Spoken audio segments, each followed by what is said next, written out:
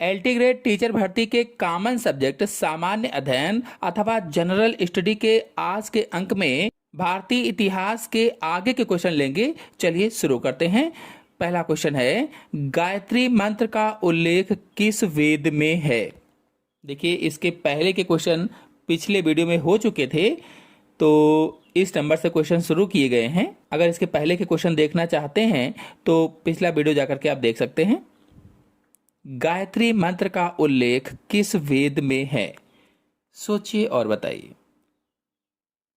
4 वेदों के नाम आपके सामने लिखे गए हैं। कौन सा वेद सही हो सकता है?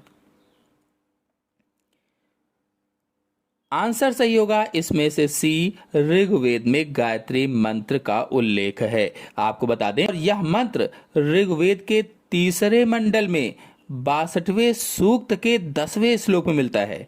यह मंत्र ऋग्वेद के 3 मंडल में 62वें सूक्त के 10वें श्लोक में मिलता है। ध्यान से इसको नोट कर लेंगे।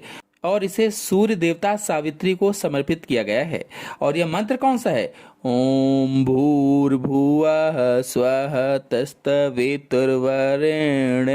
भर्गो देवस्य धीमहि धियो यो नः प्रचोदयात्। इसका अर्थ हुआ, उस प्राण स्वरूप दुख नाशक, सुख स्वरूप, श्रेष्ठ तेजस्वी पाप नाशक, देव स्वरूप परमात्मा को हम अपनी आत्मा में धारण करें।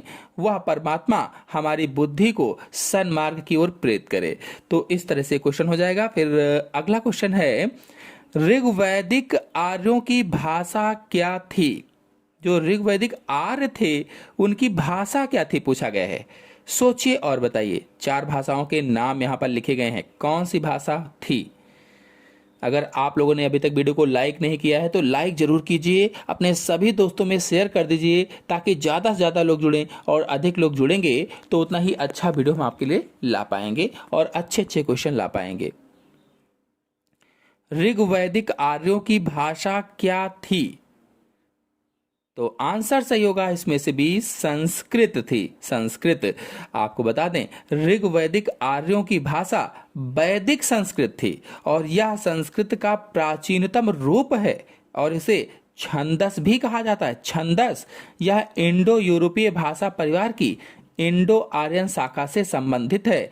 और आपको बता दें, ऋग्वेद जो सबसे पुराना वेद है इसी भाषा में रचा गया था, या संस्कृत भाषा में रचा गया था। नेक्स्ट क्वेश्चन है, निम्नलिखित में से प्राचीनतम वेद कौन सा है? देखिए, उसी पर क्वेश्चन आ गया है, इसीलिए हमें पॉइंट बता देते हैं। जो पॉइंट बताते चलते हैं ये पॉइंट बहुत ही इंपॉर्टेंट हैं, तो इनको ध्यान से सुनिएगा, समझिएगा। कौन सा ऑप्शन सही होगा? निम्नलिखित में से प्राचीनतम वेद कौन सा है? तो पहला ऑप्शन सही होगा। प्राचीनतम वेद या सबसे प्राचीन वेद ऋग्वेद है। और ऋग्वेद जिसे वेदों में सबसे पुराना माना जाता है, लगभग 3500 वर्ष पहले लिखा गया था। 3500 वर्ष पहले लिखा गया था। और यह 10 मंडलों में विभाजित है। जो ऋग्वेद है 10 मंडल हैं, इसमें 10 भाग हैं कह लीजिए। और इसमें 1028 सूक्त हैं, यानी 1028 भजन भी शामिल हैं। अन्य सभी वेद ऋग्वेद पर आधारित हैं और इसमें विभिन्न स्रोतों का संग्रह है। नेक्स्ट क्वेश्चन है, निम्नलिखित में से किस वेद की रचना गद्य एवं पद्य दोनों में की गई है? 4 ऑप्शन आपके सामने दिए गए हैं और बताना है इनमें से किस वेद की रचना गद्य और पद्य दोनों में की गई है। सोचिए और बताइए। वीडियो को लाइक जरूर करें, अपने सभी दोस्तों में शेयर करें ताकि ज्यादा से ज्यादा लोग जुड़ जाएं। निम्नलिखित में से किस वेद की रचना गद्य एवं पद्य दोनों में की गई है? तो आंसर सही होगा इसमें से सी, यजुर्वेद की रचना। यजुर्वेद की रचना गद्य और पद्य दोनों में की गई है। बता दें कि यजुर्वेद जिसे यज्ञों का वेद भी कहा जाता है, यजुर्वेद को यज्ञों का वेद भी कहा जाता है। मुख्य रूप से यज्ञों और अनुष्ठानों से संबंधित है ये। और इसमें गद्य मंत्र हैं जो यज्ञों के दौरान पढ़े जाते थे और पद्य मंत्र भी दो देवताओं की स्तुति में गाए जाते थे। यजुर्वेद को 2 मुख्य भागों में बांटा गया है, शुक्ल यजुर्वेद और कृष्ण यजुर्वेद। शुक्ल यजुर्वेद मुख्य रूप से पद्य में है, जबकि कृष्ण यजुर्वेद गद्य और पद्य दोनों में है, यानी दोनों का मिश्रण है। नेक्स्ट क्वेश्चन पर आते हैं, ऋग्वेद काल में विनिमय के माध्यम में किसका प्रयोग किया जाता था? ऋग्वेद काल में विनिमय के माध्यम से किसका प्रयोग किया जाता था?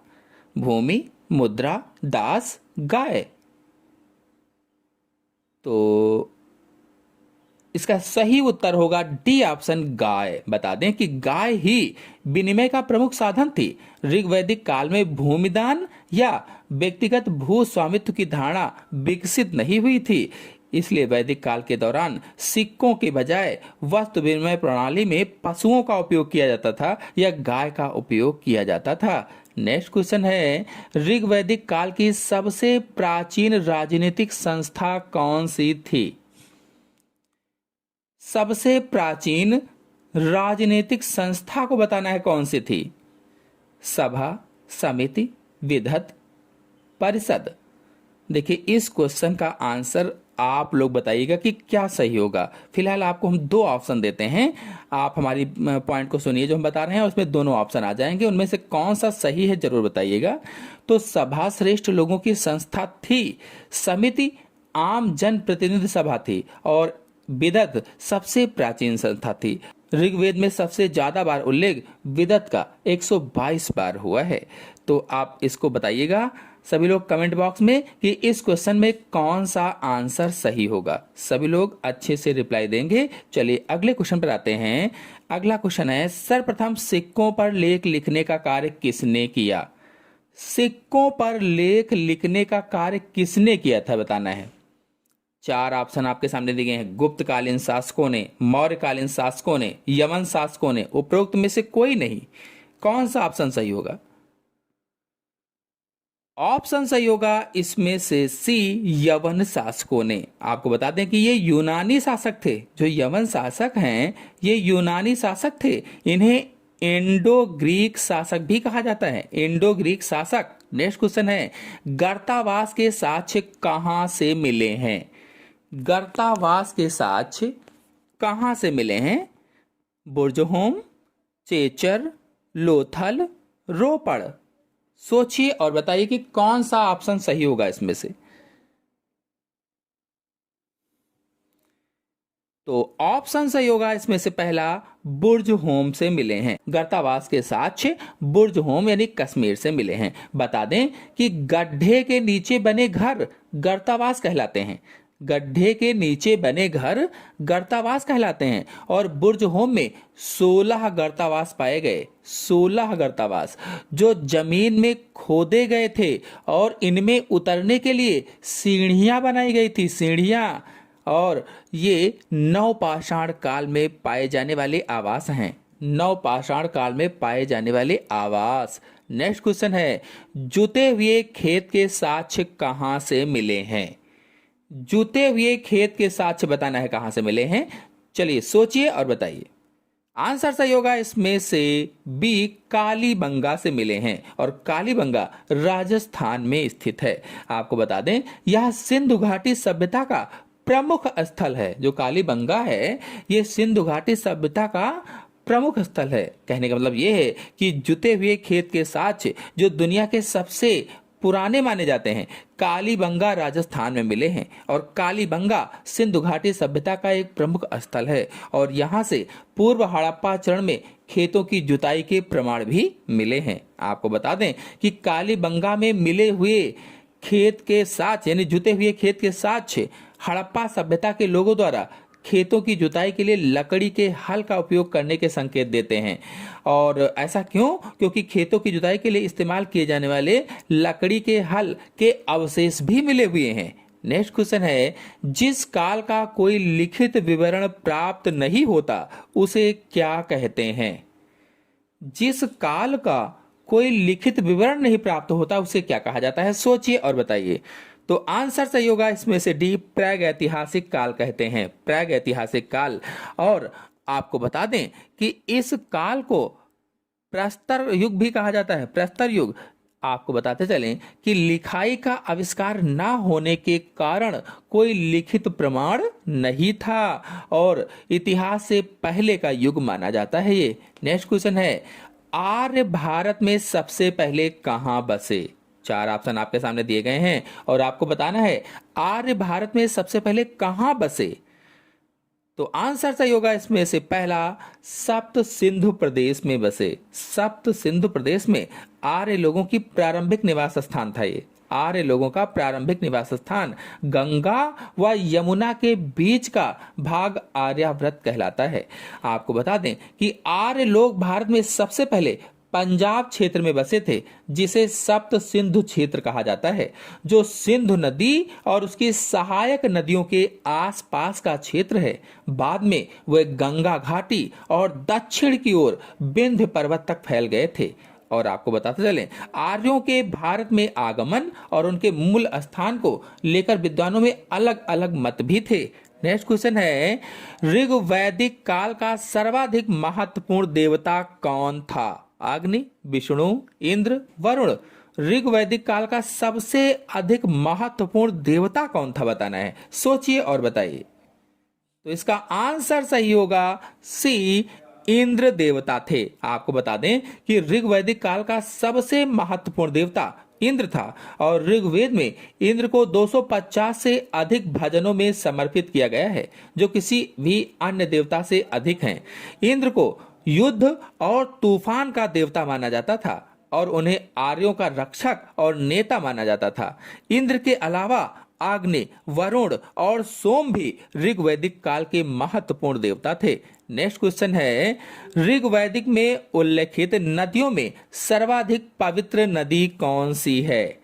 ऋग्वेद में जो उल्लेखित नदियां हैं उनमें सबसे पवित्र नदी का नाम बताना है, कौन सी है, सोचिए और बताइए। तो इसका आंसर सही होगा बी, सरस्वती नदी सबसे पवित्र नदी है और इसकी लंबाई लगभग 1600 किलोमीटर है। इसके किनारे अनाज खूब पैदा होता है और हमेशा ये जल से भरी रहती है।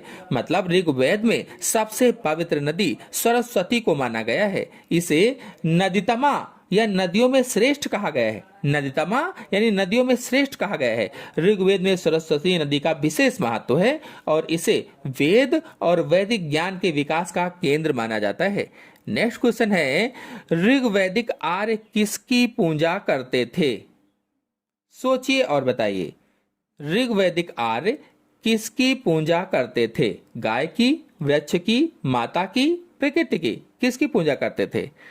तो आंसर सही होगा इसमें से डी, प्रकृति की। और आपको बता दें ऋग्वैदिक आर्य प्रकृति की विभिन्न शक्तियों की पूजा करते थे, जैसे इंद्र, अग्नि, सूर्य, वरुण, वायु, सोम आदि। और वे इन देवताओं को खुले आसमान के नीचे प्रार्थनाओं और प्रसाद चढ़ाकर पूजते थे, मंदिर नहीं बनवाते थे। नेक्स्ट क्वेश्चन है, ऋग्वेद के 10वें मंडल में निम्न में से किसका उल्लेख पहली बार मिलता है? 10वें मंडल में किसका उल्लेख पहली बार मिलता है बताना है, कौन सा ऑप्शन सही होगा, सोचिए और बताइए।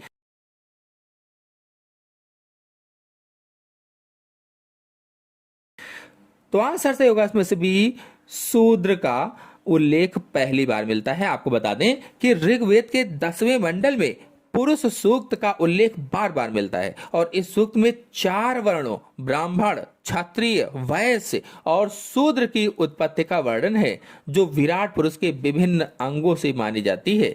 आज के अंक में इतना ही। आशा है आपको सभी क्वेश्चन अच्छी तरह से समझ में आ गए होंगे। आगे को क्वेश्चन नेक्स्ट वीडियो में लेकर के आएंगे। वीडियो को लाइक कीजिए, अपने सभी दोस्तों में शेयर कीजिए। धन्यवाद।